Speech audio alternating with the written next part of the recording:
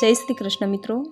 આ વિડીયોમાં સાંભળશું ઓખાહરણ વાર્તા રૂપે, જેમાં ઓખાહરણનો ખંડ 9 અને 10મો ભાગ સાંભળશું, જેમાં સાંભળશું શ્રી કૃષ્ણ અને જવર વચ્ચેનો સંવાદ અને ભગવાન શ્રી કૃષ્ણ અને શંકર વચ્ચેનું યુદ્ધ, જેની સુંદર કથાનું વર્ણન આ વિડીયોમાં સાંભળશું। જો આપને આ કથા પસંદ આવે તો વિડીયોને લાઇક, શેર, કોમેન્ટ કરી, ચેનલ પર નવા છો તો ચેનલ સબસ્ક્રાઈબ કરી બાજુમાં બેલ આઇકન પ્રેસ કરી દેજો। ધન્યવાદ। તો કથા શરૂ કરીએ। વંશપાયન બોલ્યો, આ રીતે બે ભૂજાઓની દબાયેલા જવરને મૃત્યુ પામીને જાણીને શ્રીકૃષ્ણે તેને બે ભૂજાના બળથી ધરતી પર ફેંકી દીધો।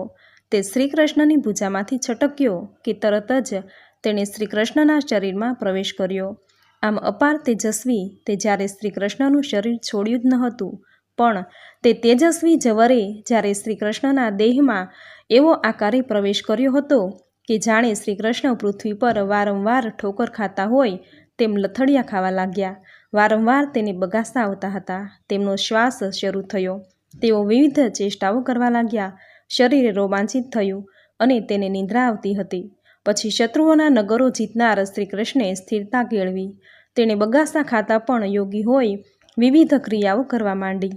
તેમણે જાણ્યું કે જ્યારે તેમનો અતિશય પરાભવ કર્યો છે, પછી તેણે પ્રથમ જવરનો નાશ કરનાર બીજા જવરને પેદા કર્યો। તે વૈષ્ણવ જવરના નામે ભયંકર હતો, પરાક્રમી હતો। તેણે જેવો છોડ્યો કે તરત જ અદૃશ્ય આકાશવાણી થઈ કે હે શ્રી કૃષ્ણ, હે મહાબાહુ, તમે આરુદ્ર જવરનો નાશ ન કરો અને તેનું રક્ષણ કરો। પછી શ્રી કૃષ્ણે તે જવરને મુક્ત કર્યો, કારણ કે તેઓ ભૂત, વર્તમાન અને ભવિષ્યકાળના પરમ ગુરુ હોય રુદ્ર જવરના પણ ગુરુ જ હતા। પછી તે જવર શ્રી કૃષ્ણના ચરણાવિંદમાં પોતાનું મસ્તક ઝુકાવીને શરણે ગયો। તેણે ભગવાનને કહ્યું કે હે મધુસૂદન, હે યદુનંદન, તમે મારી વિનંતી સાંભળો। હે દેવ, મારો મનોરથ પૂર્ણ કરો। હે દેવેશ્વર, મને વરદાન આપો કે તમારી કૃપાથી હું આ લોકમાં એકલો જવર, બીજો કોઈ પણ જવર થવો જોઈએ નહીં। ત્યારે શ્રી કૃષ્ણ બોલ્યા, હે જવર, તું જે ઈચ્છે છે તે પ્રમાણે ભલે થાઓ, તારું કલ્યાણ થાવો। જેઓ વરદાન મેળવવા ઈચ્છતા હોય ત્યારે તે તેને આપવું ઘટે। તું તો મારા શરણે આવ્યો છે। મારું તને વરદાન છે કે તું આ લોકમાં પહેલાંની જેમ એક જવર રહેશે। મેં ઉત્પન્ન કરેલ વૈષ્ણવ જવર મારા શરીરમાં જ લઈ પામશે। યશસ્વી શ્રી કૃષ્ણે જવરને આ પ્રમાણે વચન આપ્યું અને ફરી આગળ બોલ્યા, હે જવર, તું મારો સંદેશો સાંભળ। તું લોકમાં જે રીતે ફરશે તે વિશે કહું છું। તું સ્થાવર જંગમ સર્વમાં નિશ્ચિતપણે ફરજે, પણ જો તું મારું પ્રિય કરવા ઈચ્છતો હોય તો તું તારા આત્માના 3 વિભાગો કરીને ફરજે। એક ભાગથી તારે ચોપગા પ્રાણીઓમાં આશ્રય કરવો, બીજા ભાગથી સ્થાવર પ્રાણીઓનો અને ત્રીજા ભાગથી મનુષ્યમાં લાગુ થશે। આમ 3 વિભાગનું શરીર કરીને તારે લોકમાં ફરવું। તેમના ત્રીજા ભાગનો જે ચતુર્થાંશ ભાગ છે તે દ્વારા તારે પક્ષીઓમાં લાગુ થવાનું છે। હે જવર, તારા ત્રીજા ભાગના પણ 3 ભાગો થશે। એક એકાંતર જવર, બીજો ટાઢિયો જવર અને ત્રીજો ચોથિયો જવર। આ રીતે તારે વિભાગો કરીને મનુષ્યોમાં વાસ કરવો। બાકીની જાતિઓમાં તું તે પ્રમાણે વાસ કરે તે વિશે સાંભળ। વૃક્ષોમાં કીડાઓ રૂપે રહેજે। વૃક્ષોમાં પાંદડાઓમાં તેઓના સંકોચ થવા રૂપે રહેવું। પાંદડામાં ચિકાશ રૂપે પણ રહેવું। ફળોમાં ચાતુર્ય એટલે તેના બગાડ રૂપે રહેજે। પાણીમાં શેવાળ રૂપે લોકો જાણશે। મોર પક્ષીમાં તેની કલગી રૂપે, કમળના છોડ વગેરેમાં હિમ રૂપે, પૃથ્વીમાં ખારા રૂપે, પર્વતોમાં ગેરુ રૂપે, ધાતુ રૂપે, ગાયોમાં અપસ્માર અને પગની ખરીમાં ખોરાક રૂપે, રોગ રૂપે રહેજે। આમ પૃથ્વી પર તું અનેક રૂપે રહેશે। તારા દર્શન કે સ્પર્શથી પણ તું પ્રાણીઓનો વધ કરશે। માત્ર દેવો અને મનુષ્યો સિવાય બીજું કોઈ પણ પ્રાણી તને સહન કરી શકશે નહીં। વંશપાયન બોલ્યા, શ્રી કૃષ્ણનું વચન સાંભળીને જવર મનમાં આનંદ પામ્યો। તેણે 2 હાથ વડે નમસ્કાર કરીને શ્રી કૃષ્ણને કહ્યું, હે મધુસૂદન, તમે મને સર્વ જાતિઓનો પ્રભુ કર્યો છે, તેથી તમને ધન્યવાદ। ફરીથી તમારું જે વચન હોય તેનું હું પાલન કરવા તૈયાર છું। હે કેશવ, તમે આજ્ઞા આપો, તમારા કયા વચનનું હું પાલન કરું? અસુરોનો નાશ કરનાર ત્રિપુર નાશના શંકર ભગવાને મને પહેલાં ઉત્પન્ન કર્યો છે, પણ રણમોરચે તમે જ મને જીત્યો છે। તેથી પ્રભુ, તમે મારા દેવ છો, હું તમારો દાસ છું। તમે મારા પર કૃપા કરી છે। તમે મારું સર્વ રીતે પ્રિય કર્યું છે। તો હે ચક્રરૂપ, આયુધ આપું છું। ધારણ કરનાર શ્રી કૃષ્ણ, તમારું હું શું પ્રિય કરું તે વિશે આજ્ઞા આપો. જવરનું આ વચન સાંભળીને શ્રી કૃષ્ણે કહ્યું, હવે મારો જે નિશ્ચયપૂર્વક સંકલ્પ છે તે કહું છું તે સાંભળ. આ મહાયુદ્ધમાં બાહુબળ અસ્ત્રવાળું મારું અને તારું જે પરાક્રમ જાહેર થયું છે, તેનો જે માણસ પ્રથમ મને પ્રણામ કરે, તેને એક ચિત્તે પાઠ કરે, તે જવરથી રહિત થાય, અને તેને જો જવર આવ્યો હોય તો તે ઉતરી જાય. વળી જવરયુક્ત મનુષ્ય જો એવી પ્રાર્થના કરે, 3 પગવાળો ભસ્મરૂપ આયુધધારી 3 મસ્તકવાળો 9 નયનોવાળો અને સર્વ રોગોનો સ્વામી જવર મારા પર પ્રસન્ન થઈને મને સુખ પ્રદાન કરો.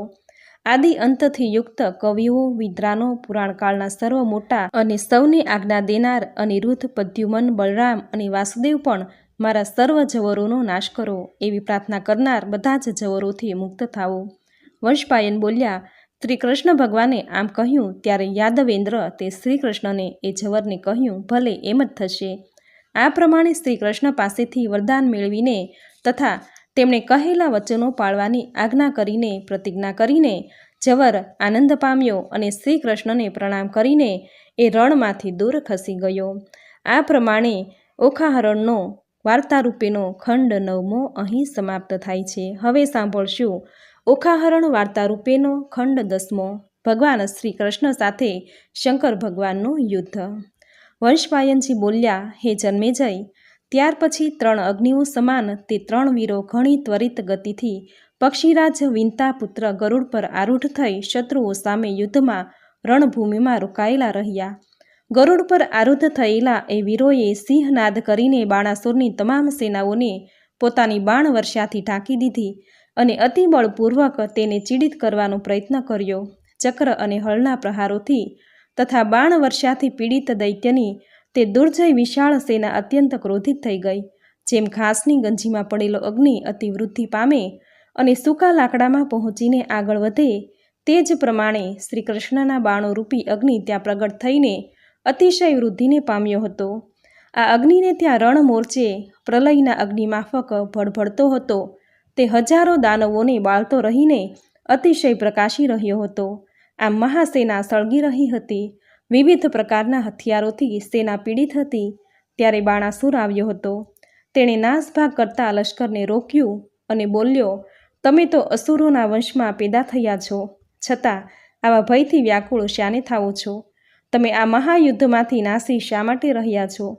તમે તો વળી આકાશગામી છો, તો પણ આ બખ્તરો તલવારો, ગદાઓ, ભાલાઓ, ખડકો, ઢાલો, ફરસીઓ મૂકીને નાસી શા માટે રહ્યા છો? તમે પોતાની જાતિ, પ્રકૃતિ તથા શંકરના સંબંધને માન આપો છો, તો પછી નાસી કેમ છૂટો છો? હું તમારી પડખે ઊભો છું. સર્વ દૈત્યો બાણાસુરના આવા વચનો સાંભળતા હતા, પણ કશાય વિચાર કરતા ન હતા. ભયગ્રસ્ત થઈને તેઓની નાસભાગ ચાલુ રહી. માત્ર શંકરના પ્રથમ ગણો જ તે સૈન્યમાં રહી ગયા અને ઊભા હતા. બાકીનું સૈન્ય લડવા ઈચ્છતું ન હતું. ત્યારે બાણાસુરનો મંત્રી અને કુભાંડ પોતાના સૈન્યમાં ભંગાણ પડેલું જોઈને બોલ્યો, આ બાણાસુર શંકર અને કાર્તિક સ્વામી અહીં યુદ્ધ કરવા ઊભો છે, છતાંય સ્વબળનો ત્યાગ કરી મોહિત થઈને શા માટે નાસો છો? આ સૌ શ્રેષ્ઠ દૈત્યો છે, તેઓ પણ પ્રાણનો ત્યાગ કરી બેભાન થઈને નાસી જાય છે. કુભાંડના આવા વાક્યો સૌ સાંભળતા હતા, છતાં ભયથી વ્યાકુળ થયેલા હોય ત્રાસીને 10 દિશાઓમાં નાસવા માંડ્યા. પછી મહાતેજસ્વી શ્રી કૃષ્ણે સૈન્યને નસાડેલું મૂકી જોઈને શંકરના નેત્રો લાલઘૂમ થયા. તેમણે યુદ્ધની તૈયારી કરી. બાણાસુરના ક્ષણ કરવા માટે શંકર ભગવાન તથા કાર્તિક સ્વામી અતિશય તેજસ્વી રથ પર બિરાજ્યા અને યુદ્ધ માટે નીકળ્યા. મહેશ્વર, નંદીશ્વર પોઢિયાથી જોડેલ રથ પર બેસીને બંને હોઠ ક્રોધથી બીડીને જ્યાં કૃષ્ણ હતા ત્યાં દોડી ગયા. પછી ભયંકર વિવિધ રૂપોવાળા હજારો પ્રથમ ગણો ગર્જના કરવા લાગ્યા. શંકરના રથની પણ ગર્જના થતી હતી. પ્રથમ ગણોએ શંકર ભગવાનની આસપાસ વીંટળાઈ ગયા. તે બધા સિંહ, વાઘ, હાથી, ઘોડા, ગધેડા, બકરા, બિલાડા, ઊંટના મોઢાવાળા હતા. કેટલાકે સર્પોને યશોપાયન તરીકે ધારણ કર્યા હતા. કેટલાક શિખાધારી, ચીર વસ્ત્રોધારી, જટાધારી હતા. કેટલાક શંખો, દુંદુબીઓના અવાજોથી ડરીને ઢળી પડતા હતા. કેટલાક દિવ્ય શસ્ત્રોથી સુશોભિત મુગટોથી શોભતા હતા. કેટલાક વિકરાળ વામન વિકરાળી હતા અને અનેક પ્રકારની ચેષ્ટાઓ કરતા હતા. પરિણામે શ્રી કૃષ્ણ પણ ક્રોધિત થયા. તેમણે ઉત્તમ પર્જન્ય શસ્ત્ર ધારણ કર્યું હતું. ધરતી ડગમગવા લાગી હતી. નાગો પણ પીડા પામવા લાગ્યા. જળથરાથી ભીંજાયેલા પર્વતો પણ પડવા લાગ્યા હતા. તે સમયે શ્રી કૃષ્ણ શંકરનો મેળાપ થતાં સર્વ દિશાઓના ખૂણા, આકાશ, પૃથ્વી વગેરે સળગી ઉઠ્યા હોય તેવા દેખાતા હતા. ચોપાસ ભૂમિની સપાટી પર વીજ કડાકા થયા લાગ્યા. શિયાળો શિયાળો અમંગલ અવાજો કરવા લાગ્યા. આકાશમાં ભયંકર ગર્જના થતી હતી અને લોહી વરસતું હતું. જોશભેર પવન ફૂંકાઈ રહ્યો હતો. જ્યોતિ ઔષધિઓની તેજ હતી. આકાશમાં પક્ષીઓ ઘૂમી શકે તેમ ન હતા. એ વેળા શંકરને મોહપાશમાં જાણીને સર્વ દેવોથી વિચળાયેલા બ્રહ્મા રુદ્ર પાસે આવ્યા. ગંધર્વો, અપ્સરાઓ, યક્ષો, વિદ્યાધરો, સિદ્ધો, ચારણોના ટોળા યુદ્ધ નિહાળતા હતા. શ્રી હરિએ અર્જન્ય શસ્ત્ર રુદ્ર તરફ છોડ્યું. ત્યારે તે શસ્ત્ર બળતું બળતું જે રથમાં રુદ્ર બિરાજમાન હતા તે તરફ જવા લાગ્યું અને તે અસ્ત્રમાંથી હજારો તપેલા પર્વવાળા બાણો શંકરની તરફ માર્ગમાં પડવા લાગ્યા. પછી શસ્ત્ર વિદ્યાઓમાં કુશળ રુદ્રે ગુસ્સે થઈને ભયંકર અગ્નિય શસ્ત્ર છોડ્યું જે અદ્ભુત હતું. તે શસ્ત્રથી શ્રી કૃષ્ણ વગેરે 4 જણાના શરીરો જાણે કે વિંધાઈ ગયા હોય તેવા થયા હતા. તેઓ બાણોથી ઢંકાઈ ગયા હોય દેખાતા ન હતા. સર્વે ઉત્તમ અસુરો સિંહનાદ કરવા લાગ્યા. તેમણે માન્યું હતું કે આ અસ્ત્રથી શ્રી કૃષ્ણ માર્યા ગયા છે. પછી શ્રી કૃષ્ણએ આજનેય અસ્ત્રના તેજને સહન કર્યા પછી વારુણાસ્ત્ર ધારણ કર્યું હતું અને તેમણે જ્યારે તે અસ્ત્રનો પ્રયોગ કર્યો ત્યારે વારુણાસ્ત્ર તેજથી અગ્નિયાસ્ત્ર અતિ શાંત થયું. આમ તે અગ્નિયાસ્ત્રનો અતિ શાંત થયું. આમ તે અગ્નિયાસ્ત્રને કેશવે નાશ કર્યો હતો. ત્યારે શંકરે પિશાચ, રાક્ષસ, રુદ્ર તથા અગિરસના 4 શસ્ત્રો છોડ્યા. 4 શસ્ત્રોનું મારણ કરવા માટે અને તે વડે શંકરના 4 શસ્ત્રોનું મારણ કરીને શ્રી કૃષ્ણે અંતક જેવું વૈષ્ણવ અસ્ત્ર છોડ્યું. આ શસ્ત્રનો પ્રયોગ કરાયો ત્યારે સર્વે શ્રેષ્ઠ અસુરો, ભૂતો, યક્ષોના ગણો તથા બાણાસુરનું આખું એ સૈન્ય સર્વ દિશાઓમાં નાસી છૂટ્યું. એક પ્રથમ ગણોનું સૈન્ય પણ લગભગ વિખરાઈ ચૂક્યું હતું. ત્યારે મહાન અસુર બાણાસુર યુદ્ધને માટે તત્પર અને ઉતાવળો થઈને બહાર નીકળ્યો અને તે સમયે ઇન્દ્ર જેમ ઉત્તમ દેવોથી વિચળાયેલો હોય તેમ બાણાસુર ભયંકર આયુધોવાળા, મહાબળવાન અને મોટા રથોવાળા વીર દૈત્યોથી ઘેરાયેલો હતો. તે સમયે વિપ્રોએ જપ, હોમ અને ઔષધિઓની સાથે મહાત્મા બાણાસુરના સંબંધે સ્વસ્તિ વાચન કર્યું. ત્યારે બાણાસુરે બ્રાહ્મણોને ગાય, ફળો, પુષ્પો અને સોના મહોરોના દાન દેવા માંડ્યા હતા, જેથી તે વધારે દીપતો હતો. બાણાસુરનો રથ અસંખ્ય સૂર્ય સમાન તેજસ્વી, અનેક ઘૂઘરીવાળો, સુવર્ણયુક્ત રત્નોને લીધે વિવિધ રંગી અને અનેક ચંદ્રોથી જકડાયેલો હોય મહાઅગ્નિ સમાન દીપતો હતો. દૈત્યોએ ગ્રહણ કરેલા અને મોટી ધ્વજાવાળા એ રથ પર બાણાસુર બેઠો હતો. ત્યારે હાથમાં ધનુષ્ય હતું. શ્રી કૃષ્ણ સામે જતી વખતે તેણે ભયંકર રૂપ ધારણ કર્યું હતું. યાદવો સામે જાણે દૈત્યોનો મહાસાગર હતો. આમ તે બાણાસુરની આગળ જતા સૈન્યો અતિ ત્રાસદાયક અને ભયંકર દેખાતા હતા. તે સૈન્યો મોટા રથોથી યુક્ત હતા. આમ અત્યંત અદ્ભુત દેખાવનો બાણાસુર સમુદ્રના જળરૂપી પોતાના નિવાસ સ્થાનમાંથી યુદ્ધ નિહાળવાની ઈચ્છાથી બહાર આવ્યો હતો. આ પ્રમાણે ઓખાહરણનો વાર્તા રૂપે 10મો ખંડ સમાપ્ત. બોલો ભગવાન શ્રી હરિ વિષ્ણુની જય. તો મિત્રો, આપણે સાંભળ્યો ઓખાહરણનો વાર્તા રૂપે ખંડ 9મો અને 10મો. ચૈત્ર મહિનામાં આ ઓખાહરણ સાંભળવાનો મહિમા છે. કહેવાય છે કે ચૈત્ર મહિનામાં ઓખાહરણ સાંભળવાથી આખું વર્ષ તાવ, એકાંતર્યો, ટાઢિયો કે કોઈ પણ તાવ આવતો નથી. ભૂત, પ્રેત, બાધા, પિશાચ પાસે પણ ફરકતા નથી. આવો મહિમા છે ચૈત્ર મહિનામાં ઓખાહરણ સાંભળવાનો કે વાંચવાનો. તો મિત્રો, આ વિડીયોમાં ઓખાહરણ વાર્તા રૂપે જેનો ખંડ 9મો અને 10મો તમે પૂરી શ્રદ્ધાથી સાંભળ્યો, જે સાંભળવો તમને જરૂર ગમ્યો હશે તો વિડીયોને લાઇક કરી કોમેન્ટમાં જય શ્રી હરિ વિષ્ણુ જરૂર લખજો. ચેનલ પર નવા છો તો ચેનલ સબસ્ક્રાઈબ કરી બાજુમાં બેલ આઇકન પ્રેસ કરી દેજો, જેથી આપણા આવનાર દરેક નવા વિડીયોની નોટિફિકેશન તમને મળતી રહે. તો ફરી મળીશું આવી જ નવી ધાર્મિક માહિતી, નવી ધાર્મિક કથા સાથે. ત્યાં સુધી આપ સૌને મારા જય શ્રી કૃષ્ણ.